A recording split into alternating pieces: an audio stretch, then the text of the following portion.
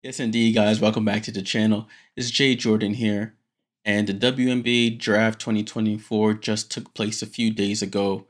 And usually, with that conversation, and you see all these college players and international players getting drafted, people are always like, man, my favorite player might get cut there in the second, third round. The league needs expansion. The league needs expansion. As of today, there are 12 teams with a max of 144 spots total in the WNBA every year. With 36 players being drafted every year, it's impossible for every player to make the roster, unfortunately. What if I told you that the league has had a troubling history when it comes to adding teams, one that they're not trying to relive in this new golden era? Stay with me as we walk through the timeline of the WNBA's expansion from the past all the way in from its inception in 97 to the present, the current, and the plans for the future. In order to fully understand how we got to where we are now, we have to go all the way back to the inception of the WNBA. The creation of the W was officially approved by the NBA's Board of Governors on April 24th, 1996, and in 1997, the first season of the WNBA tipped off with 8 teams split into East and West conferences. You had the Charlotte Sting, the Cleveland Rockers, Houston Comets, and the New York Liberty in the East, and then you had the Los Angeles Sparks, the Phoenix Mercury, the Sacramento Monarchs, and the Utah Stars in the West. In those early times, the NBA owned the teams, but the owners of that city's NBA franchise ran the operations for both the NBA and WNBA counterparts on the league's behalf. Many of the naming conventions and or the colors reflected that relationship, as the Hornets and Sting, the Kings and Monarch, the Suns and the Mercury. Even the player silhouette design of the leagues were similar, if you really look at it. You get the picture, though. The leagues were intertwined from birth because the NBA birthed the WNBA. After year one, with the Houston Comets beating my New York Liberty in the championship game, 2 more teams were added for the 98 season. They were the Detroit Shock and the Washington Mystics. Then, in 1999, with the ABL, the American Basketball League, a competitor to the W, collapsing, many of their stars, Nikki Haley and South Carolina's Dawn Staley to name a few, joined the W. 2 more teams, the Orlando Miracle and the Minnesota Lynx, were added, bringing the total to 12. The commissioner at the time, Val Ackerman, said that they were not done and they were going to continue expanding, and they added 4 teams from the start of the 2000 season: the Indiana Fever, the Seattle Storm, the Miami Soul, and the Portland Fire. The league doubled in size in 4 years, but there was trouble looming that would forever affect the league.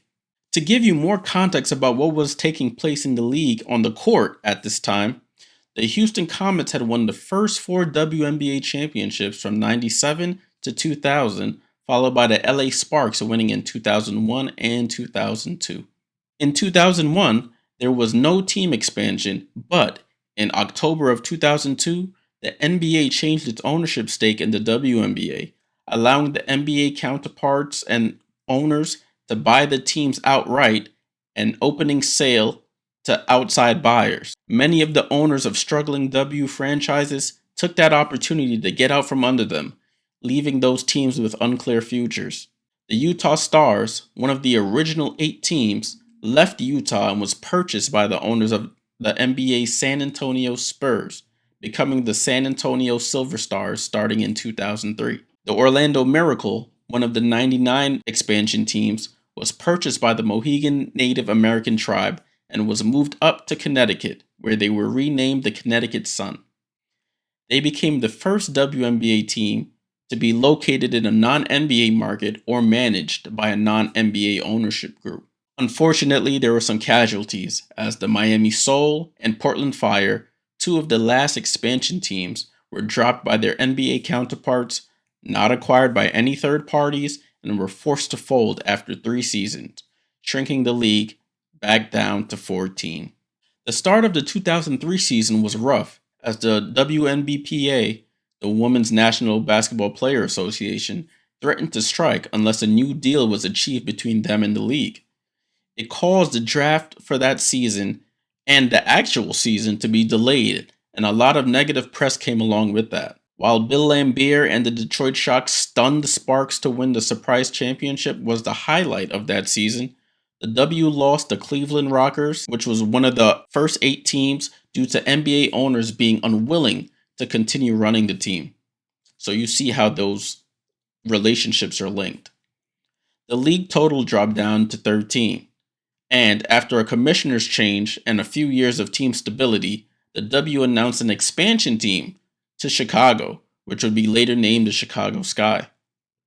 Despite the turmoil of the early 2000s, the league in 2006 became the first team-oriented women's professional sports league to exist for 10 consecutive seasons. But, as seemed to be the pattern, the league took another hit.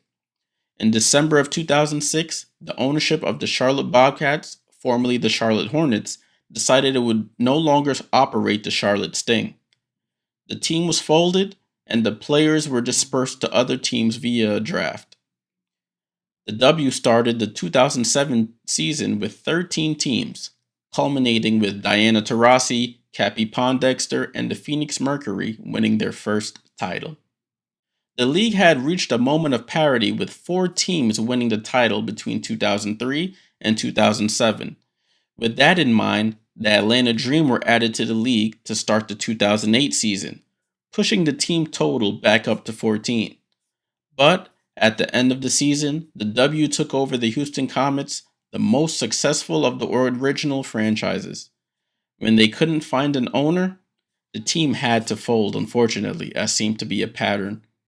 2009 brought about more changes, as the 3-time champion Detroit Shock were dropped by their owners and moved to Tulsa, Oklahoma by a new ownership group, becoming the Tulsa Shock for the 2010 season. Another championship-winning team, the Sacramento Monarchs, were left unsupported by their NBA parent ownership, and with no buyers, the team folded as so many others before it did.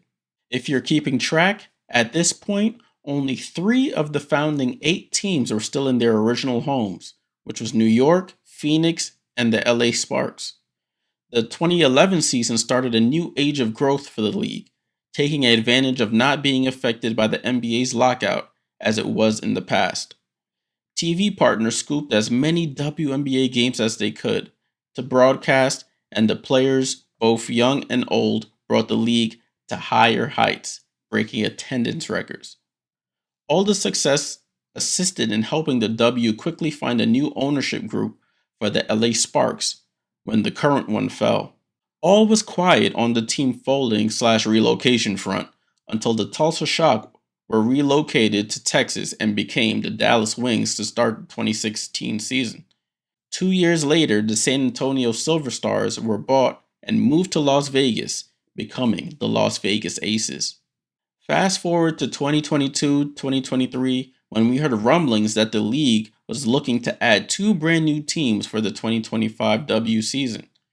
Locations like Portland, San Francisco, Toronto, Oakland, Philly were all thrown around, but it was announced later that year in a December 2023 press conference that the ownership group of the Golden State Warriors was granted a new team. At this moment, the name of the team is yet to be decided. A second bid was in the works with the Portland Trail Blazers ownership group, but unfortunately fell through. So, to sum up everything up to this point, the WNBA had a low of 8 teams, a high of 16, and as of now are set to have 13 to start the 2025 season. Only 3 of the original 8 are still in the same place. 1 of those originals have been relocated multiple times. 2 expansion teams have been relocated, and 6 teams were folded and have not returned. Before the 2024 WNBA draft, we did hear news from the commissioner during her pre-draft press conference that the league was trying to expand to 16 teams by 2028. So they already have 1 with the Golden State that's starting in 2025. They're trying to get 1 more to bring it to 14 by 2026. And then from that point on, add 2 more. We know with these things, it's all up to timing, ownership groups, money situations. So it's an ambitious goal, but with the growth of the league as it's going now, we shall see what happens then. Well, I hope you learned something from this expansion talk. Anytime you hear about W expansion, I hope you remember the league's past, where they are now, and how they're aiming for the future. As always, if you like this type of content, make sure you like the video, subscribe to the channel, and hit that noti bell so you get notified whenever I post. And until next time, I'm Jay Jordan. Salute.